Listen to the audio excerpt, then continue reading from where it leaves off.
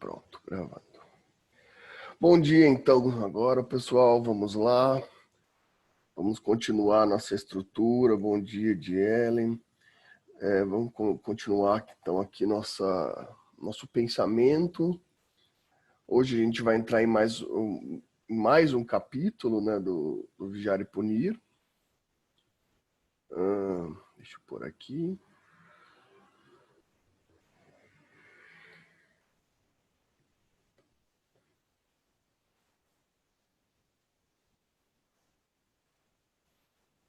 Certo.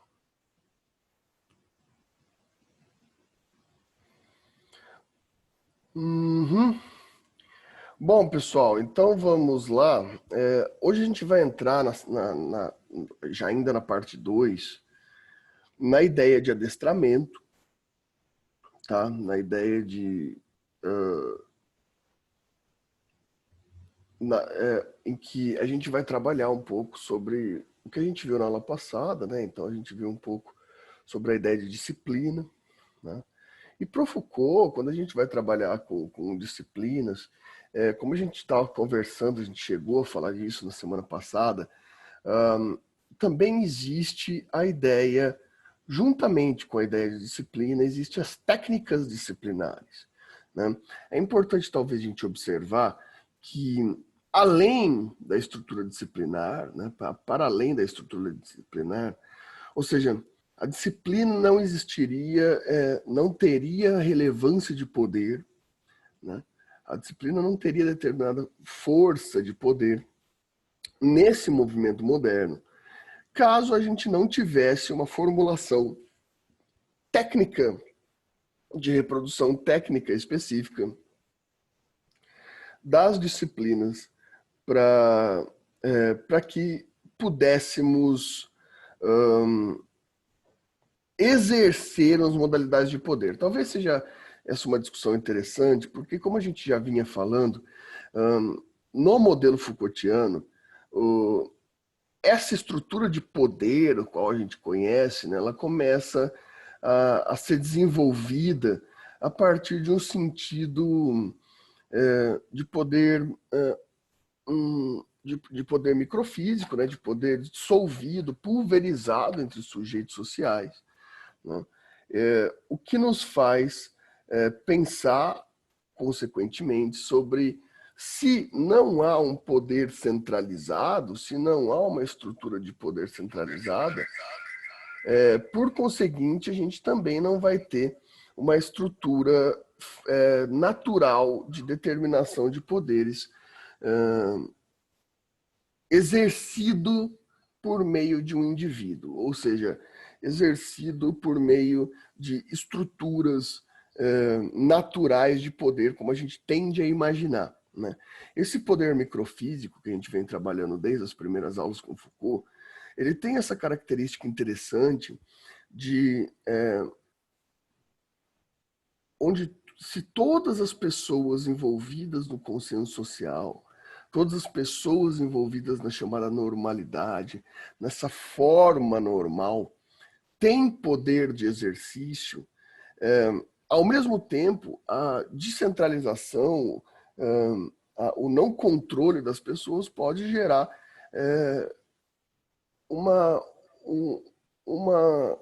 um desequilíbrio de poder, correto? Bom, se é tão arriscado ter um desequilíbrio de poder, né, a gente tem que pensar, então, qual que seria a movimentação Foucaultiana que ele justifica na modernidade para dizer que, não havendo centralização de poder, como esse poder pode ser mantido de forma estável em um regimento social. Porque, veja, segundo Foucault, a ascensão desse novo modelo de poder está ali no século XVIII. E a gente vive uma estrutura estável desse poder, o que ele vai chamar de poder saber, né? O poder das ciências humanas, o poder do exercício individual, parcial dos poderes, desde então, de forma estável, né? Ou seja, como é possível técnicas específicas, e se não tem ninguém mandando, vamos colocar dessa forma, se não tem ninguém mandando, como então que há possibilidade da gente observar uma realidade de poder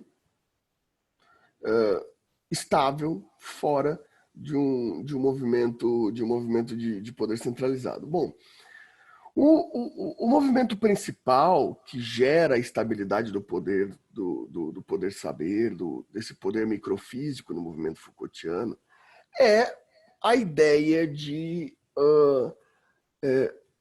uma técnica reprodutiva de poder, né? Hierárquico, como a gente viu na aula passada, né?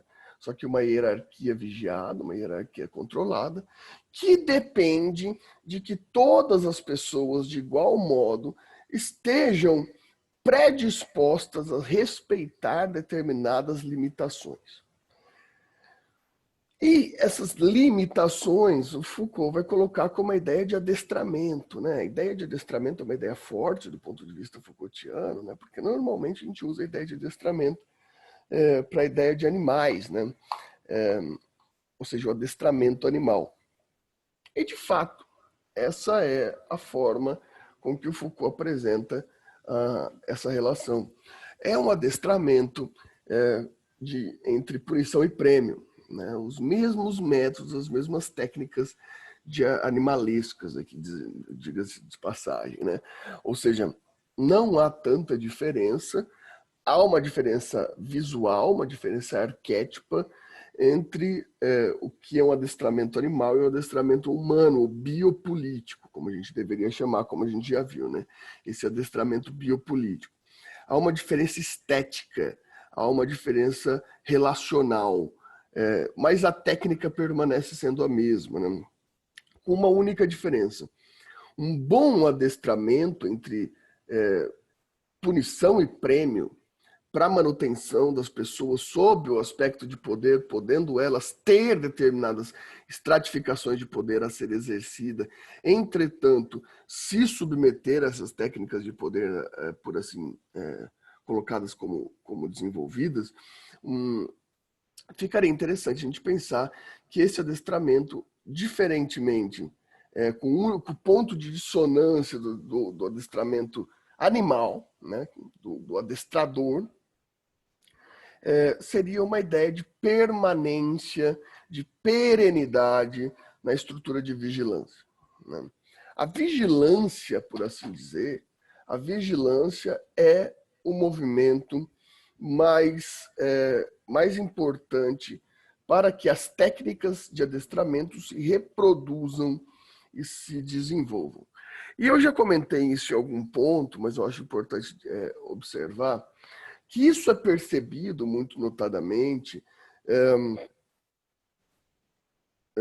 a partir, eu acho que uma das grandes resoluções que permitem socialmente a gente desenvolver essa ideia está justamente na última grande estrutura viral imunológica que passamos desde agora, né? Qual seja a peste bubônica, né? Ou também a peste negra. Naquele movimento a gente ainda tinha determinações específicas de sujeitos, né? A gente ainda tinha determinações de sujeitos de poder unilateral, de poder absolutista.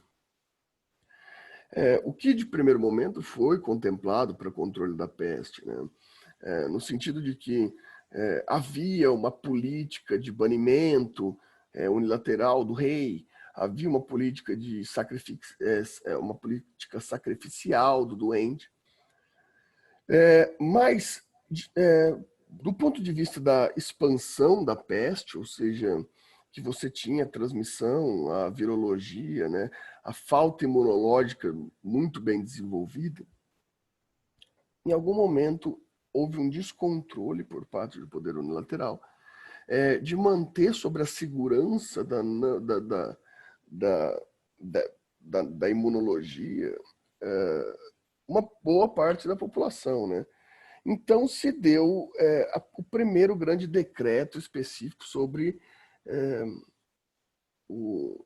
a ideia de isolamento social, né? Que a gente passa e reproduz hoje, né? Mas vejam, olha só que interessante. Ao invés de você ter uma autoridade específica de vigilância unilateral, de poder hierárquico sobre os indivíduos, né? Você tinha uma nova perspectiva. O médico, né, o responsável pela observação da crise, ele visitava as casas e observava nas casas se havia alguém com sintomas, né? Porque o grande problema do vírus, essa ameaça é invisível, né? Observando se a pessoa tinha sintomas, ele marcava a porta da casa em vermelho e ia embora. A partir dali, não era mais um poder hierárquico, um poder de polícia, que vigiava esses sujeitos, né?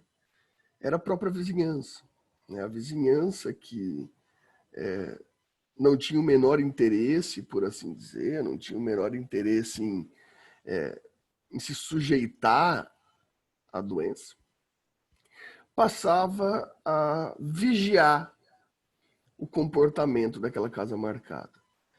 Ou seja, a vigilância passa a ser horizontal, passa a ser invisível, passa a ser indefinida. A pessoa não poderia sair de casa porque ela não é que ela estava sendo vigiada por um sujeito específico, mas por uma dissolução de sujeitos. Talvez esse seja a grande questão e a grande sacada desse movimento. A partir de então, a gente pode começar a perceber que as pessoas envolvidas na doença ou não envolvidas na doença passavam a se disciplinar de tal forma onde a vigilância parecia perene. A vigilância parecia dela para os outros e dos outros sobre ela. A partir disso, esses sujeitos agora, eles estavam sob e sobre vigilância ao mesmo tempo. O que os faziam adestrar-se sobre o movimento disciplinar com muito mais facilidade do que qualquer outro movimento observado desde então. Aqui a gente tem o grande primeiro paradigma do bom adestramento, a partir da vigilância. Alguma questão até aqui? Bom, então, 15 segundos. Eu não sei. Como assim não sabe? O que não sabe? Eu não sei se eu tô entendendo. Calma, claro que tá entendendo. Fica calma que tudo vai fazer sentido. Tá bom. Ó, 15 segundos para pensar. Vou aqui, ó, pegar uma água. Eu tô na sala, então tá fácil de pegar água.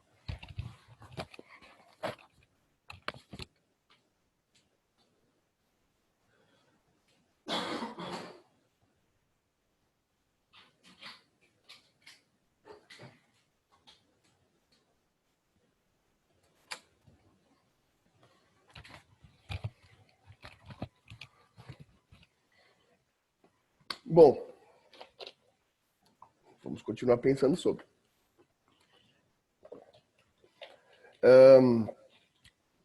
Vejamos.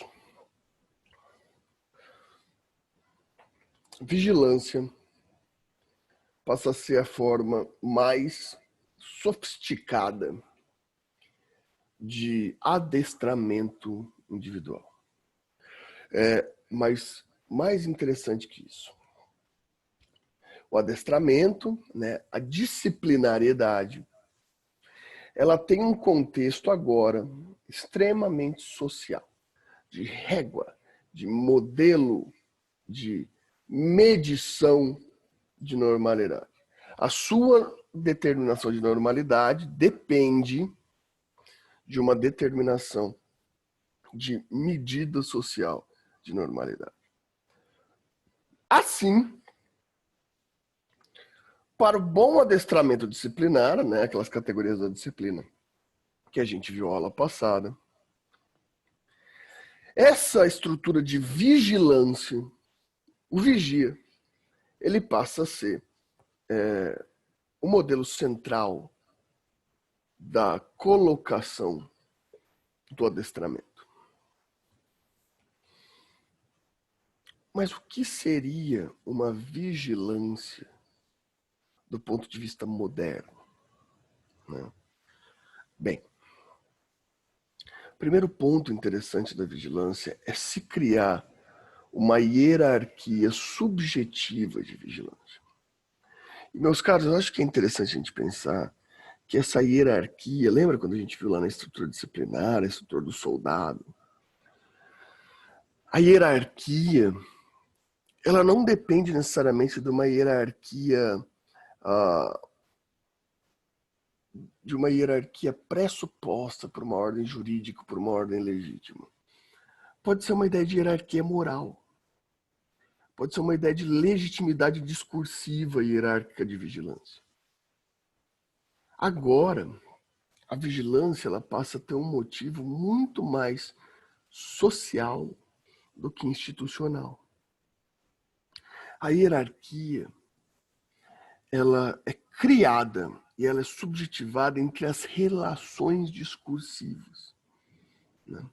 Aqui do lado, por exemplo, para vocês, eu coloquei para a gente começar essa investigação, essa ideia de educação do século XIX e XX, começo do século XX, século XIX, que é a punição, né? A punição pela vergonha social. Né? A sala de aula, onde aquele sujeito, aquele aluno, não tinha um rendimento como esperado nas demandas professorais. E ele era colocado, né, com a estrutura, principalmente na estrutura inglesa, com aquele dummy cap, né, aquele chapéu de burro, né, como vocês podem ver na imagem ali, onde ele ficava exposto de pé e de costas, né, para todo o resto da turma, sendo colocado como o idiota, né? Ou seja, sendo exposto na sua fragilidade intelectual. A exposição dessa fragilidade intelectual, ela implicava não a autoridade do professor. Era o professor que determinava que esse aluno tivesse que colocar o chapéu de burro. Mas a vigilância vinha justamente na hierarquização social que se dava entre o aluno burro e o resto da turma. Entre o aluno burro e o resto da turma. É interessantíssimo esse sentido de se pensar. Vou dar um exemplo aqui. Essa turma animada merece, né? Que me veio na cabeça agora por algum motivo. Muito provavelmente vocês já assistiram The Office, né? Óbvio. Uma das melhores séries já feitas em todos os Do tempos. mundo. Vocês provavelmente seguiram até o fim mesmo depois que o Steve Carell saiu, né? Eu me lembro de um episódio que o CEO da Dunder Mifflin é o Robert California. Lembram dessa parte que o James Spade está fazendo? Do Robert California. E o Robert California, ele faz uma lista, né? O Andy já é chefe, e o Robert California faz uma lista dividida em duas colunas com o nome de parte dos empregados num lado e parte dos empregados no outro.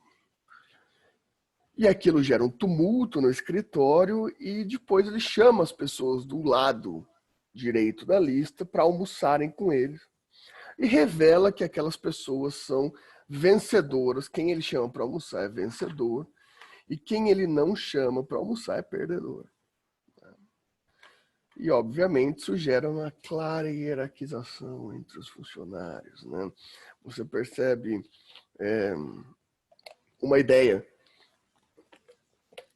de que as pessoas que foram chamadas para almoçar, que estavam sobre os vencedores, tiveram um imediato prazer e logo em seguida, né, começam a tripudiar em cima na volta do almoço sobre aqueles que eram os perdedores na visão do CEO Robert California. né? E é extremamente interessante isso, porque até o Kevin, né, começa a chamar os demais de perdedores, né? E aquele Muito bom.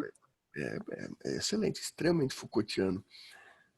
E é interessante que, ao pedir a explicação, o Andy, né, o chefe, então, nesse lugar do Michael, pedir explicação para o Robert California, ele diz que ele considera aquelas pessoas vencedoras e as perdedoras deverão demonstrar que assim não são. Meu, isso é fabuloso do ponto de vista da vigilância. O Robert California criou um ponto de vigilância e controle hierárquico sem necessidade, né, de uma ordem expressa de chefia. Ele usou do método de vigilância, ou melhor, ele usou do método disciplinar de adestramento de uma forma impressionante.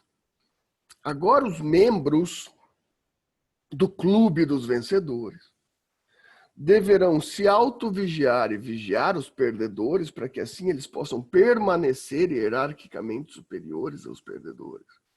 E os perdedores, por sua vez, devem permanecer em atividade para tomar o lugar dos vencedores, para sair do lado esquerdo da lista e passar para o lado direito da lista. Claro que o episódio acaba com uma determinação ali para tentar subjetivar o Andy, né? Mas ainda assim, a gente tem ali esse princípio da vigilância subjetiva, onde a partir dessa lição adestramental, os sujeitos envolvidos, eles passam a se observar. Aquele que está do lado dos vencedores, ele observa o perdedor observa o vencedor, para que assim nem o perdedor se sinta ameaçado de perder seu posto de hierarquia da vigilância, e nem o perdedor perca seu espaço de vigiado, ainda que o deseje e trabalhe para tanto. O exemplo de série ficou mais fácil, Tamília? Demais. Então, beleza. Esse novo movimento, então, ele não é mais um movimento de invisibilidade do poder. O poder antigo, o poder anterior, ao que Foucault vai chamar dessa era moderna da vigilância, ele é marcado pela invisibilidade do poder, né? Ou seja, o poderoso, né, o detentor do poder, ele não tem necessidade nenhuma de aparecer. O poder tem que ser invisível. Agora, se o poder é de vigilância, há uma ideia principiológica de uma ideia de encaixamento visual. Ou seja, as vigilâncias devem estar sobre os olhares da vigilância. Você deve saber que ali se encontra a vigilância e haver a troca de olhares. Pelo menos nesse primeiro momento, no movimento social, principalmente. Né? Para quê? Para que haja uma subjetivação, ou seja, uma determinação específica de quem que é aquele que vigia, né? E sua dessubjetivação para a justificação da hierarquia. Ou seja, deslegitima o sujeito em determinados pontos para que faça sentido aquele movimento hierárquico. Né? Assim como para que haja sensação de vigilância, determinadas sanções vão ter que ser aplicadas, mas não sanções objetivas. A gente não está falando necessariamente aqui da pena capital ou da pena legal que leva à prisão. A gente já conversou aqui, e a gente vai insistir, que a ideia da prisão, assim como a ideia do manicômio, são ideias correlatas que não servem para vigilância e normalização. Elas servem para exclusão. Ou seja, e prestem muita atenção nisso, para a gente entrar no que seria uma infrapenalidade no movimento de normalidade. Para entender o porquê não é essa penalidade, não é a penalidade legal, não é a pena da lei, não é a prisão que vai ser a responsável pela disciplina social. A ideia é justamente contrária. Para o Foucault, a prisão e o manicômio, eles não servem como paradigma disciplinar. O paradigma disciplinar se encontra já com a sociedade já formada. E essa sociedade formada se aplica sobre a estrutura de vigilância e hierarquia dentro da sociedade formada. A prisão, no movimento Foucault, ela não é um elemento de vigilância, justamente porque ela é uma separação. É a ideia, a mesma ideia da loucura no manicômio. Então, pelo exemplo da loucura, a gente encontra melhor, né? A gente encontra melhor a determinação específica do que é, né? Do que é a formulação da realidade normativa. Entendam. Então, vamos fazer um parênteses aqui para entender isso. Vamos fazer um pequeno parênteses para entender essa situação. Perdão. Vejam, pensem comigo.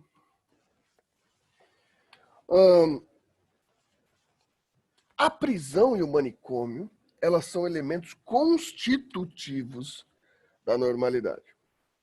São elementos que constituem a normalidade. Por quê?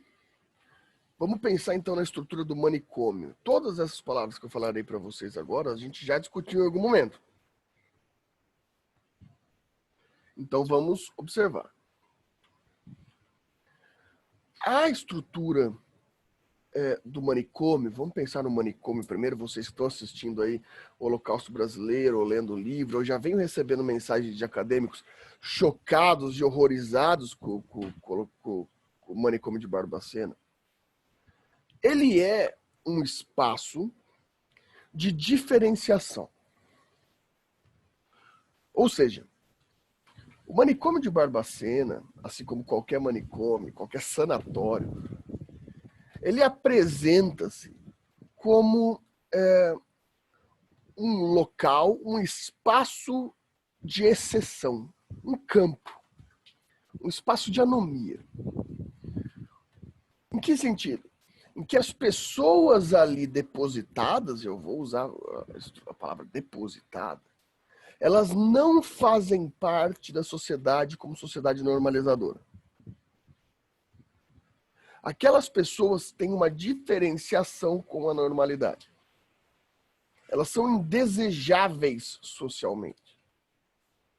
Essas pessoas depositadas no sanatório, elas não são desejáveis do ponto de vista sociológico para a normalidade.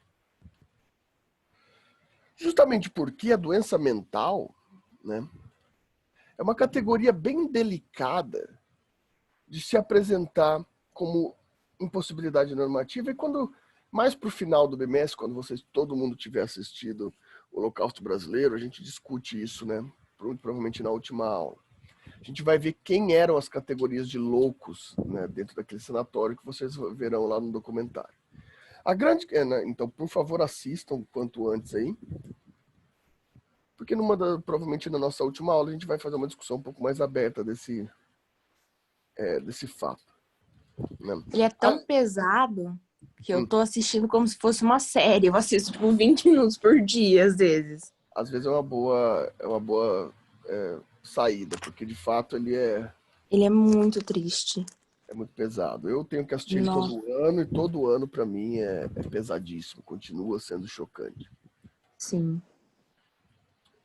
E a gente pode definir ali, e isso pode ser uma observação que eu já dou uma dica para vocês olharem, que a característica do que é insanidade, o que é saúde mental naquele movimento se difere talvez do que é hoje. Né?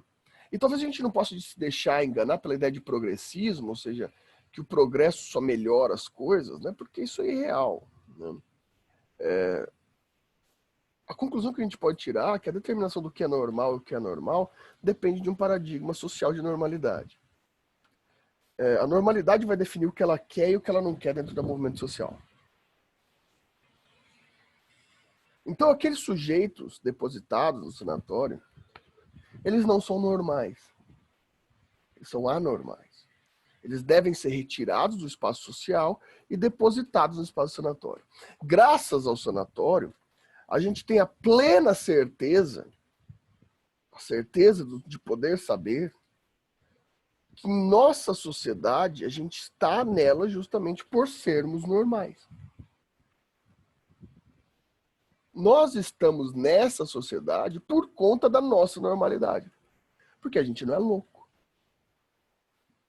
Entretanto, a linha tênue entre o que é a saúde mental ou não é, ela é tão desgastante, tão complexa, que não é tão fácil assim de determinar. Você mesmo deve achar algum colega de sala, algum professor maluco. Mas ele não é. Por quê? Porque ele não é diagnosticado? Porque ele não está sob um paradigma de saúde mental? Não. Eu acho eu mesma maluca. Exatamente. Mas a ideia é justamente essa. Se a gente for pensar de um ponto de vista um pouco mais estrutural, se a gente for pensar nos nossos próprios atos, nos nossos próprios atos sociais, a gente, olha, a gente não... Como que a gente pode determinar nossa normalidade? Ora, a nossa normalidade ela é determinada pelo simples ponto, vou sair um pouquinho da... Ah, pronto, saiu. Pelo simples ponto da gente não estar no sanatório. Ora, não estar no sanatório é o que nos faz ser observados como pessoas normais. Essa é a determinação. Assim como a prisão. Você é um cidadão de bem, você é normal, você não é indesejável do ponto de vista da ordem social, justamente porque você não está preso. A invisibilidade do sanatório, a invisibilidade da prisão, ela permite com que a gente crie estereótipos de normalização, né? Ou seja, para o Foucault não é a doença mental ou não é o crime que importa, mas sim a criação invisível das pessoas que se encontram isoladas dentro desses institutos,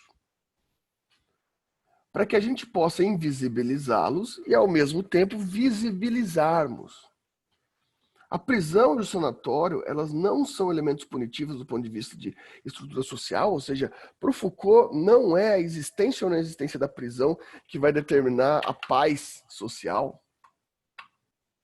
Isso é muito claro, isso daí eu acabo concordando com a análise Foucaultiana, justamente porque, apesar de existirem defensores do ponto de vista da impunidade, por exemplo, já no local da prisão, a gente pode perceber que não é a estrutura punitiva que faz com que a criminalidade reduza, né? O exemplo disso, por exemplo, é a ascensão da Lei Maria da Penha e a punição prisional, né, a passagem da reforçabilidade da Lei Maria da Penha em 2006, né, e depois, em 2011, 2010, acho que 2010, a passagem da ação penal condicionada para incondicionada, ou seja, a estrutura de deixar mais rígida a Lei Maria da Penha, e os dados completamente claros do aumento da violência doméstica durante esse período mesmo que a gente tenha endurecido a lei. Por quê? Porque a explicação do Foucault seria simples. A prisão não é um elemento de dissociação, não é um elemento de evitar a culpabilidade. A Lei Maria da Penha, por exemplo, ela é um movimento de normalizar o que é e o que não é definido, o que não é definido, como membro da sociedade, não gera diferenciação. Porque só a partir da gente tendo essa normalização, essa diferenciação, que começa então a vigilância. A vigilância, a disciplina, não é dada para a prisão ou para o sanatório. Ela é dada para o núcleo social. A vigilância e a disciplina ela tem que ser feita dentro da sociedade. Lá na prisão vão ter outras características disciplinares. Não. É extremamente interessante, pessoal, porque vai ter uma conferência 72, se não me engano, aqui no Brasil, do Foucault, que inclusive tem lançado a obra do Foucault desse período. Né? O Foucault ele lança Foucault não, né? É editado depois um livro chamado A Verdade e as Formas Jurídicas, da Conferência do Foucault aqui no Brasil. em que eu acho curiosíssimo, porque ele está falando justamente dessa estrutura prisional, e um debatedor, um professor, pergunta para ele, mas então, por que as prisões permanecem se elas não têm esse caráter punitivo? E se elas deram tão errado na sociedade? Essas prisões claramente deram errado. E o Foucault, ali com a sua ironia francesa, responde, na verdade, as prisões é o maior exemplo de estrutura social que deu certo, né? A prisão é a estrutura social mais com maior sucesso da estrutura social. Porque ela representa a vigilância hierárquica e a disciplina daqui de fora, daqui da nossa sociedade, para que a gente possa se espelhar e fazer as estruturas de vigilância aqui, né? Por quê? Agora, lá na prisão, por exemplo, o que vai valer é esse princípio da vigilância hierarquizada, da subjetivação e desubjetivação, onde infrapenalidades, por exemplo, como a solitária, como a redução de tempo do banho de sol, como a redução de tempo, como o aumento de tempo de saída, vão ser infrapenalidades internas sobre a pena. E essa vai ser a relação que a gente vai ter aqui fora. Essas infrapenalidades, essas sanções normalizadoras, principalmente em âmbito social relacionado à vergonha, né? A ideia da vergonha, que vai ser aplicada, né? Eu, por exemplo, fiz uma infrapenalidade em vocês semana passada, né? Eu fui ver, eu deixei vocês aqui, terminei a aula e deixei a aula ligada para ver quanto tempo que vocês percebiam que eu tinha ido embora, né? Obviamente, isso tinha um único objetivo: penalizá-lo sobre a falta de atenção sobre a aula, né? A ideia foi justamente essa. A ideia foi vigilância, a ideia foi discipliná-los. Ao perceber, né, e ao revelá-los o movimento vexatório de que a aula tinha terminado às 8h40 e era 9h10 e ainda tinha 15 pessoas na sala de aula, ou seja, que não tinham percebido que a aula tinha terminado, eu crio aqui um movimento de uma infrapenalidade ao revelar isso e expor o conhecimento, porque daí é a grande questão, o conhecimento da falta social. A minha descoberta de que, na verdade, vocês não estavam assistindo a aula, só estavam presentes porque eles ligaram o computador e foram embora. A ação de vocês, ela tem uma reprovabilidade moral que, se eu pego, se eu descubro, passa a ser um elemento subjetivador e desubjetivador, que revela a hierarquia social e expressa uma reprovabilidade. E, formando esse espaço controlado de micropunição, eu vou demonstrar um espaço de controle. Demonstrando que a ação, agora, ela se realiza por vigilância. Quando eu terminei a aula, vocês permaneciam sendo vigiados. Essa permanência da vigilância, ela faz você repensar sobre a sua ação no próximo ato e redistribuir sua hierarquização. Dúvidas até aqui? Não. Beleza.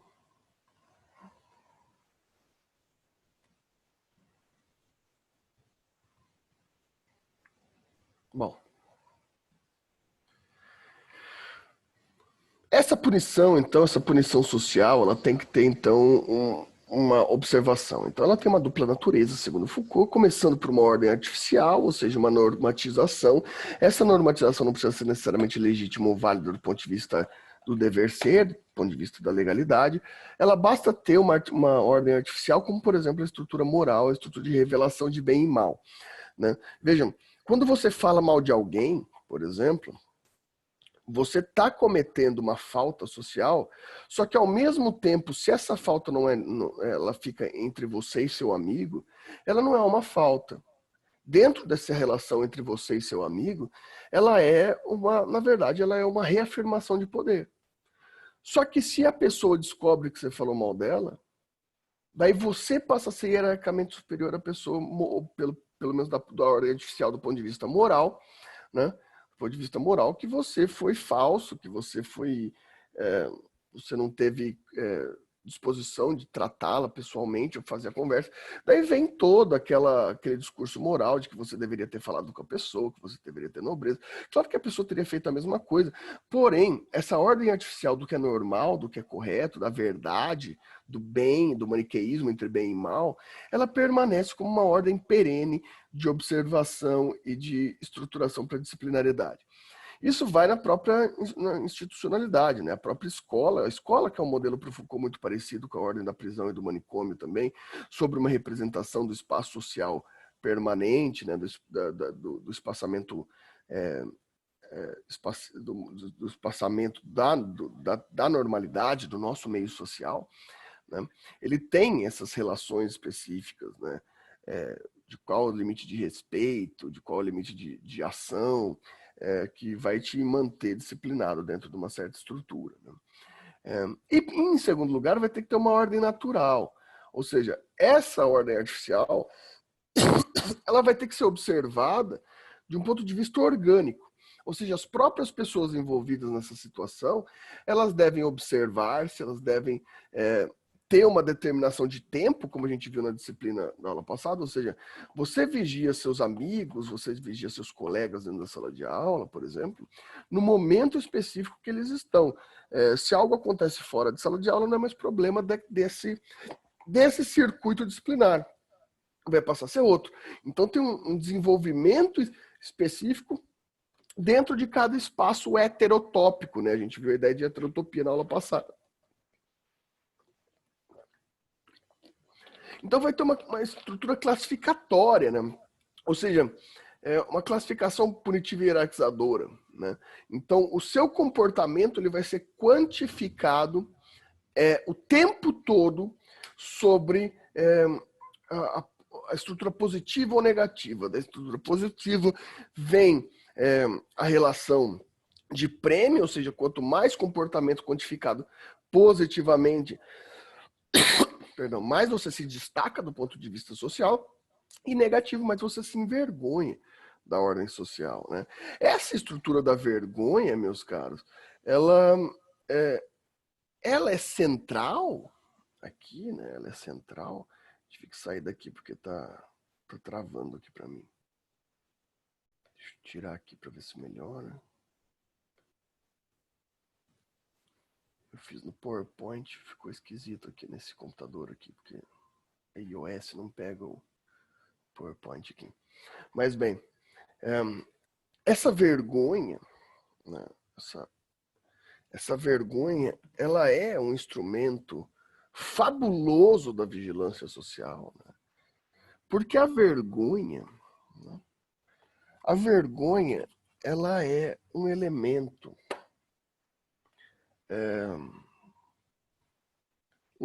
socializador de revelação do sujeito. Porque existe, né, todo um terror do igual, né, toda uma estrutura específica da nossa modernidade, onde a gente tende a se comportar de maneiras correlatas, a gente tende a se comportar de maneiras muito parecidas, justamente pela forma disciplinar, né? Então a gente tem uma certa relação, digamos assim, com a nossa igualdade. Entretanto, a vergonha é uma manifestação natural, filosoficamente falando, e vocês podem pegar, por exemplo, em Giorgio Agamben, com a ética da vergonha e do resto. Eu posso passar, inclusive, para vocês, não sei quem está me ouvindo aí, mas eu posso passar para vocês, inclusive, um curso do professor Oswaldo Giacóia falando dessa ideia da ética da vergonha, né? Que é bem interessante, porque essa movimentação da vergonha ela é uma criação de um espaço anômico temporário, né, assim como o manicômio e a prisão, do sujeito com ele mesmo. O próprio sujeito passa a ser um espaço de anomia quando ele está imbuído da vergonha. Como assim? A vergonha, o caráter vexatório do sujeito, ele faz com que o sujeito se revele para ele mesmo. A vergonha é o testemunho natural do sujeito sobre seus próprios atos. Quando você se envergonha, você é exposto. Então, vamos dizer assim, dentro de uma massificação social, onde essa individualização ela é feita por uma estrutura de vigilância, de disciplina, né? Essa estrutura natural da vigilância, em que faz você ser subjetivado, mas também subjetivado, ou seja, você é parte da vigilância, mas você é uma espécie de estrutura de uma massificada dentro da vigilância também. Quando dá vergonha, você é exposto. É quase como a nudez da pessoa. Você não precisa estar nu, de fato, em público, para estar nu em público. Né? A nudez, inclusive, né, é uma imagem reflexiva, originária, sobre a ideia da vergonha. Pense em Gênesis. Pense em Adão e Eva logo após a expulsão do Éden. Vocês já devem ter lido essa parte bíblica, né? Ela é bem rápida, ela é bem curta, na primeira passagem bíblica, em que, ao cometerem o pecado original e serem expulsos do Éden por Deus, o primeiro sentimento, a primeira relação de Adão e Eva fora do Éden, no nosso plano terreno, nosso plano específico, é a vergonha. A vergonha do quê? A vergonha de suas vergonhas. Dos seus genitais. A vergonha da sua nudez. O genital aqui, ele tem uma representação muito interessante. Ele tem a representação daquilo que é natural, daquilo que é específico, daquilo que você tem, né? Só que ele não deve ser revelado. Porque a revelação genital é a revelação de você. Da sua mais íntima, né? As partes íntimas. Olha que palavra fabulosa. A revelação da nudez é a revelação de uma parte sua que não deve ser demonstrada. E Adão e Eva, ao se perceberem sobre a nudez, com as suas vergonhas, com as suas intimidades expostas, olha essa simbologia. Com as suas intimidades expostas, a sua intimidade é representada pelo seu genital. O berço da reprodução. O berço da sua vida que se encontra justamente nas vergonhas. Ou seja, a sua vida é dada pela vergonha dos seus pais. E quando você nasce, sua primeira relação é chorar. O primeiro ato de todo ser humano é o choro, é o desespero. Após sair das vergonhas dos genitores,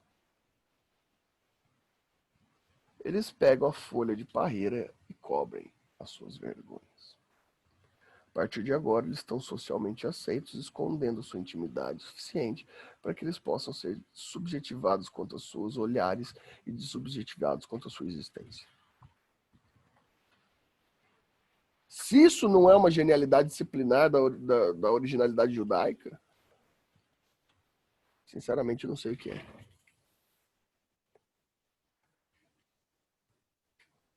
Sendo assim, a gente pode observar agora uma relação dissociada, uma relação reflexa sobre o seu controle a partir da sua própria vida. A sua exposição ela deve ser limitada à sua normalização. E de tempo em tempo você passa por uma prova disciplinar. Né? A prova disciplinar que vocês passam aqui é, por exemplo, aquela que a Tamile chora se ela vai mal. É a própria prova. Né, Tamile? Obrigada.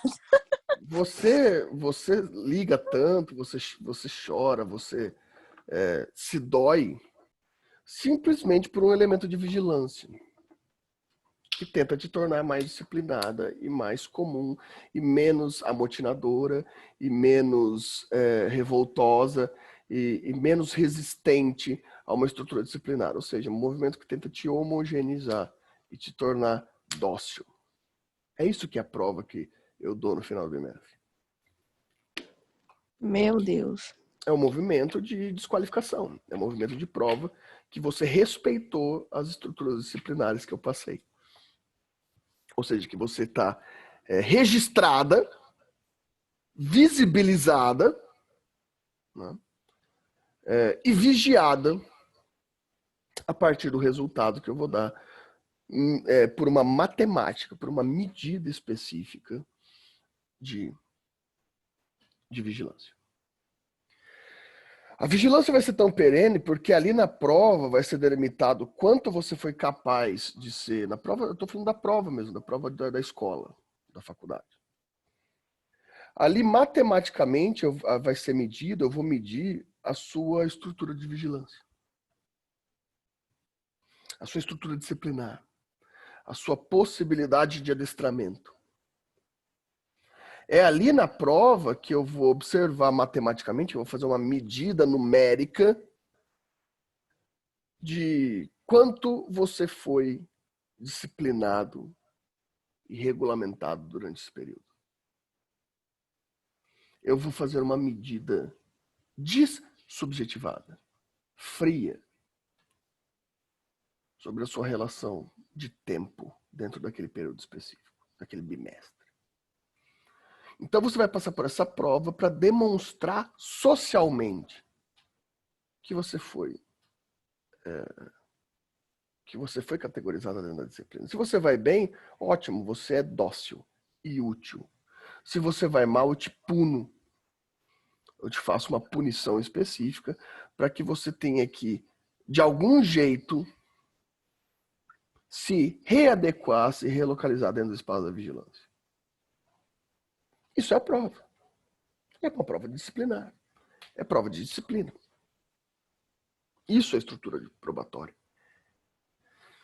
Só que essa prova, ela se reproduz em todos os modelos sociais. Ela se reproduz em cada prova diária que você tem que dar sobre o seu, por exemplo, a ideia de caráter. As cobranças que você tem com o seu amigo sobre o quão bom amigo ele é. As cobranças que você tem com o seu parceiro, com a sua parceira em relacionamento amoroso, de quão fiel e quanto ele te ama. O ciúme, meus caros, é um elemento disciplinador. Você sente ciúme do seu parceiro, da sua parceira, para obrigá-lo a, durante um período específico de tempo, você ter ele sob vigilância, ter ela sob vigilância.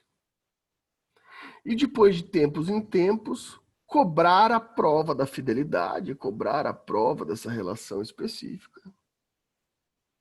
Sobre o aspecto de prova de amor.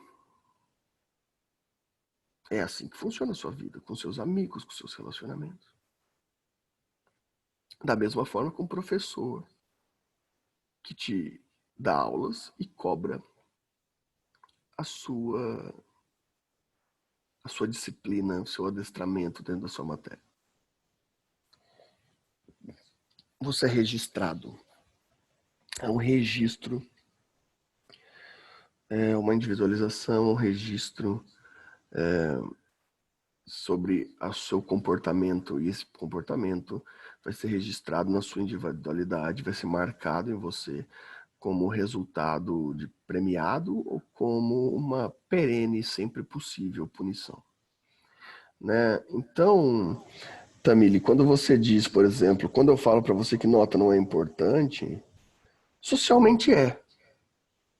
De fato, você não está errado. Né? Porque sua nota baixa te registra como incapaz no movimento social. E por mais terrível que isso seja, É isso que nos categoriza como sujeitos decentes, sujeitos disciplinados e, mais do que isso, sujeitos úteis. Sujeitos úteis. É incrível isso, né? Veja, olha o concurso público. Concurso público é uma hierarquização matemática de quem é bom ou não do ponto de vista da carreira. Então, como que eu sei que você é um bom juiz ou não? Pela métrica das minhas respostas. Não é por outras determinações, é por uma prova disciplinar. É assim que a sociedade te vê, por medidas de prova. É assim que a sociedade necessita que você seja. Mas mais do que isso, porque a gente não pode ficar culpabilizando totalmente a sociedade. Você quer isso das pessoas. Você impõe para as pessoas disciplina. Você não é a vítima da disciplina só. Você é a própria disciplina.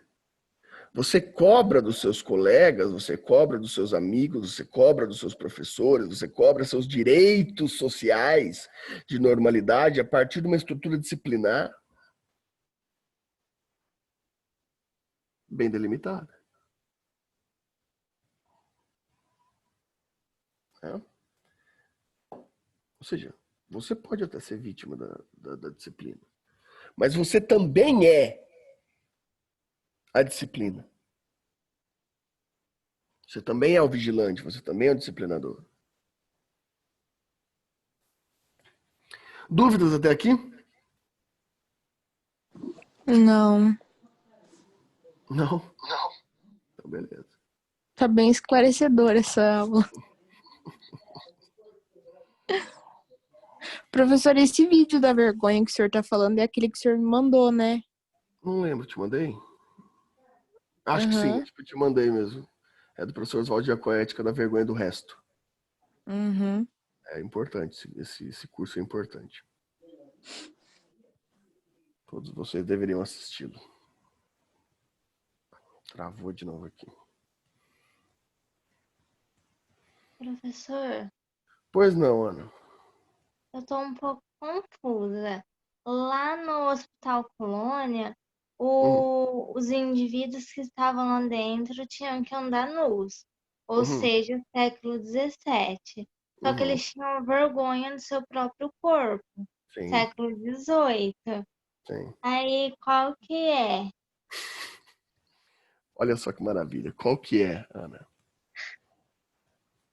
É aí que a gente entra nessa diferenciação. Dentro do Hospital Colônia, aquele movimento ele necessita da produção desses corpos. Olha só que interessante, Ana, vou colocar dessa forma. Na nossa sociedade, a gente precisa de utilidade, correto? A gente precisa da forma útil. A nossa produção, a nossa formalização, ela depende da nossa utilidade.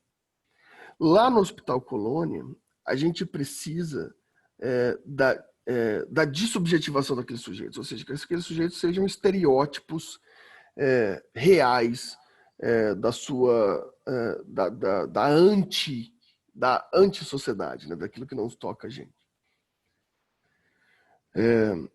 Então aqueles sujeitos eles devem ser tratados, eles são colocados como sujeitos que devem ser permanentemente punidos. E sua vigilância ela é uma experimentação radical de todo o movimento da vigilância aqui. Então, se aqui no nosso movimento externo eu falo que a sua nudez, né, ela pode ser, por exemplo, a sua exposição sobre algo que você fez, não a nudez física, né? Aqui na nossa sociedade, que é uma representação para o Foucault do próprio manicômio, da própria prisão, né, a sua nudez não era mais uma nudez do século XVII para trás.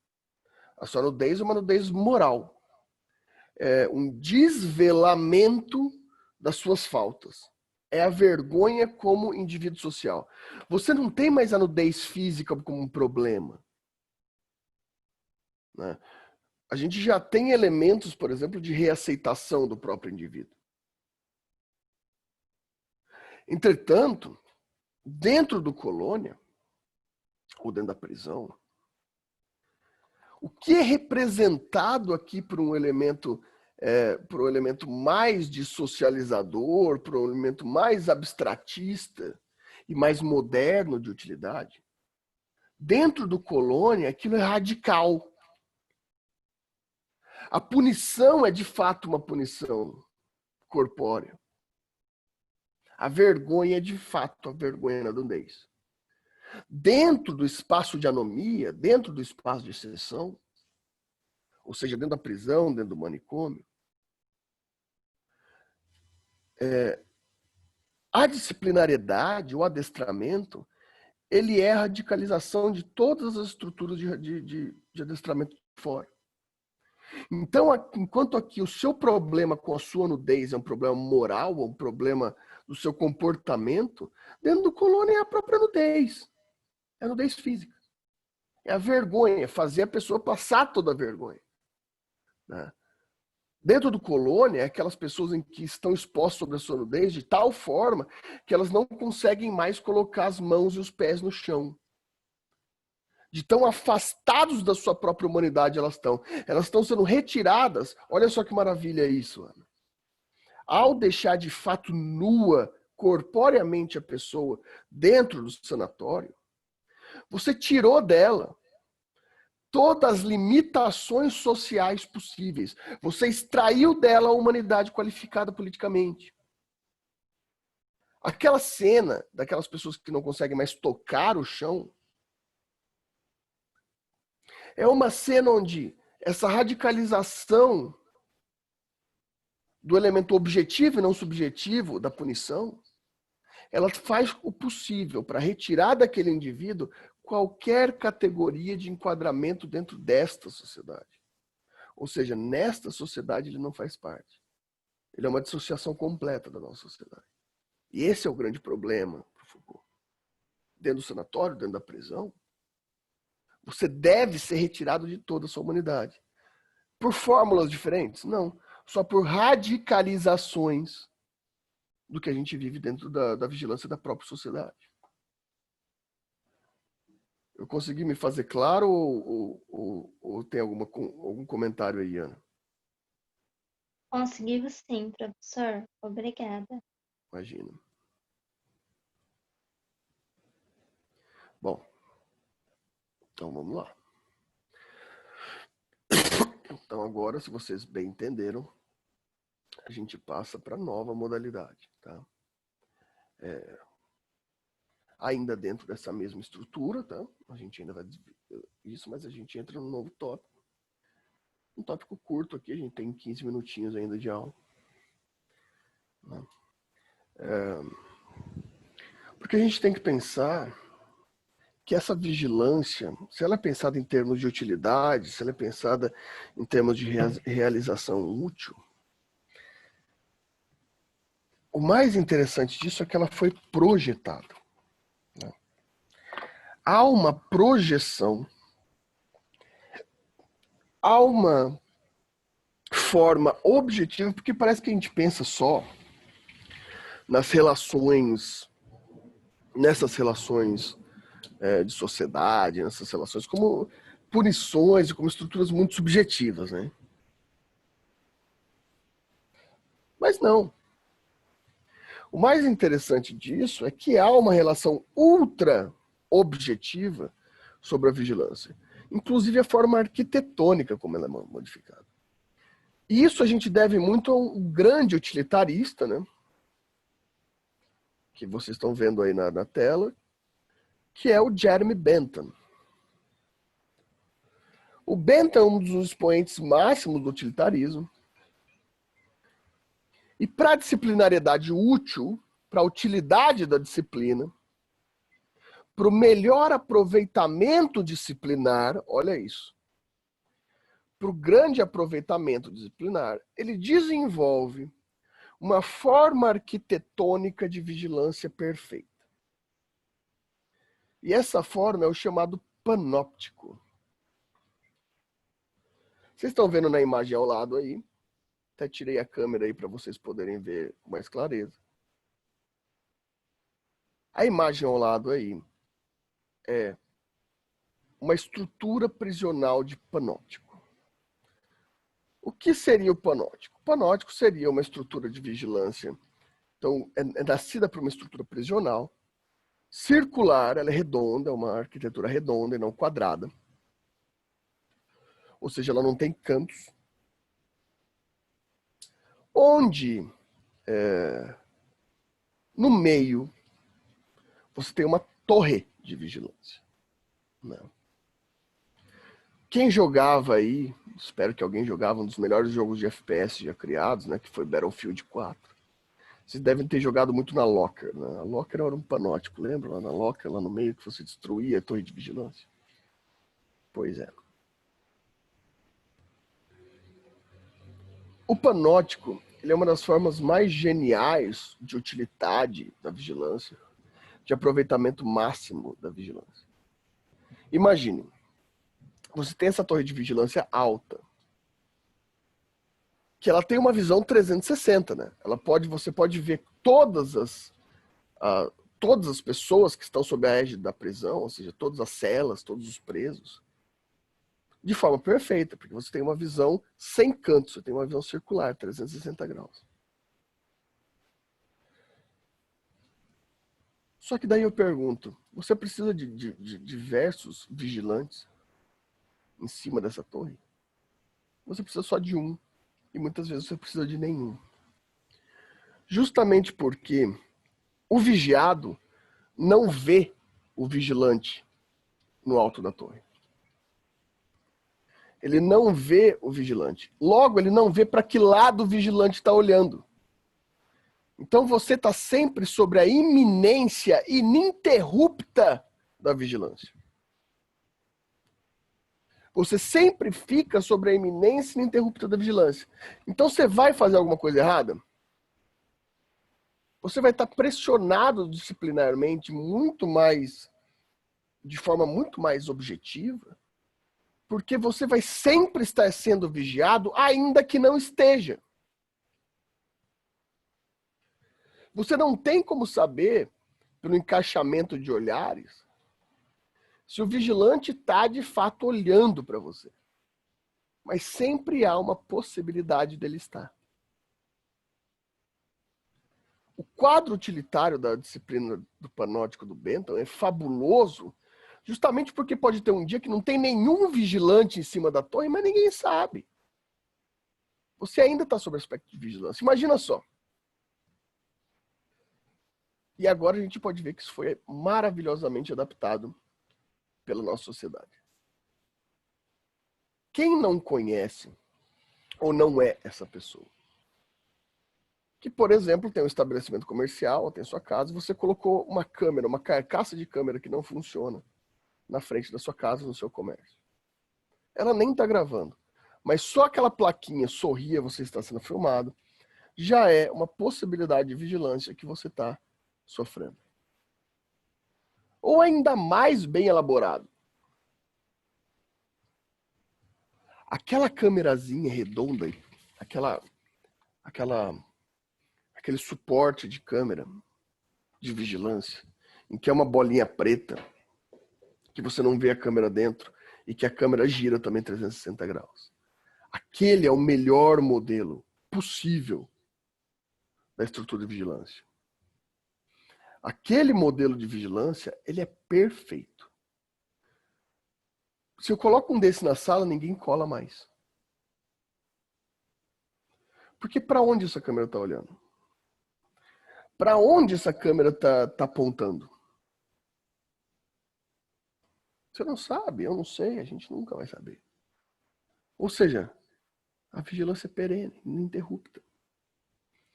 Você tem um dispositivo ali de captura disciplinar genial e fabuloso que vai permitir com que você esteja sempre sob vigilância. Para alguém resistir àquilo, para ter resistência, ela tem que assumir o risco de que o rompimento vai custar a possibilidade de ela estar sendo vigiada. Então existe um resultado útil da indisciplina, né? A utilidade da disciplina é muito maior pela incerteza e pela perenidade da vigilância. Para isso, há toda todo um desenvolvimento tecnológico disciplinar que faz a gente estar sempre sob vigilância. E veja, mais uma vez aqui levando para a pergunta da Ana, esse é um movimento que nasce na prisão e é exportado de forma doce para a nossa sociedade. Né? Quando você coloca uma câmera na sua casa, não é para controlar o bandido, o banido. É para controlar você, seus vizinhos. É para a sensação de segurança disciplinar. Que ninguém está fazendo nada errado.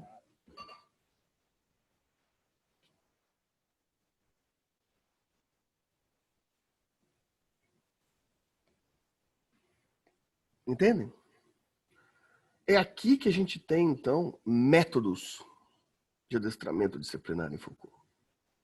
É assim que Foucault pensa a disciplinariedade do modelo metodológico.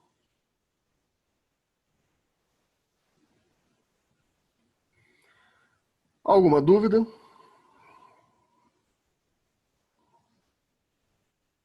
Tudo ok. Tudo ok, então. Então, encerramos por hoje. Então, eu agradeço a presença de todos vocês aqui. E nos vemos semana que vem. Tchau, pessoal. Professor, Diga. o senhor vai postar. O senhor tá postando a aula do noturno sem querer ou é porque tem mais perguntas? É por querer, porque tem mais perguntas. Mas posta essa de hoje. Não, mas eu tô postando as duas, né? A da manhã e da manhã e da noite.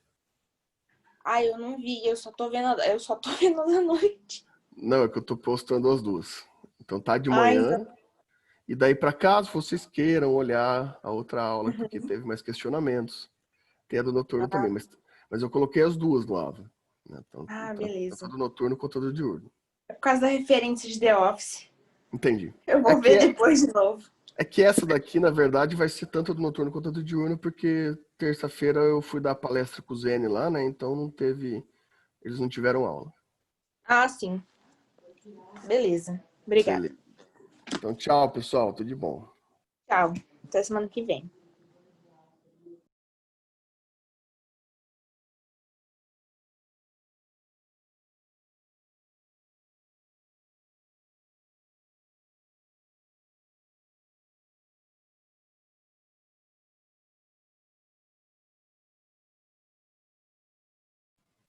Isso aí, vocês já podem sair, tá?